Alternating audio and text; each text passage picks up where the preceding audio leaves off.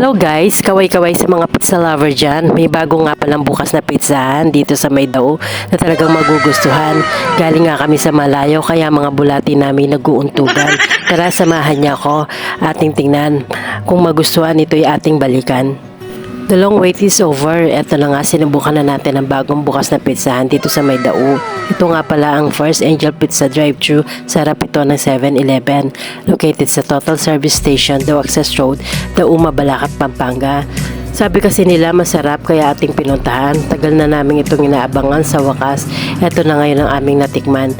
Nag-order nga pala kami ng promo nila na pizza na may big size pizza na may kasamang carbonara, chicken at drinks na rin. Nag-order na rin kami ng dalawa pang flavor na pizza, baka kasi kami mabitin. Nag-order na rin kami ng palabok para matikman din namin. Laking gulat namin na dumating ang aming order. Naglalakihang fried chicken at jumbo pizza ang diniserve sa amin. Talagang nabusog ang bulati namin. Siguradong babalik-balikan at syempre ay nakasanayan na namin gawin. Niligpit na namin ang aming pinagkainan at pina-take out na rin ang sobra naming pagkain. Salamat sa panonood!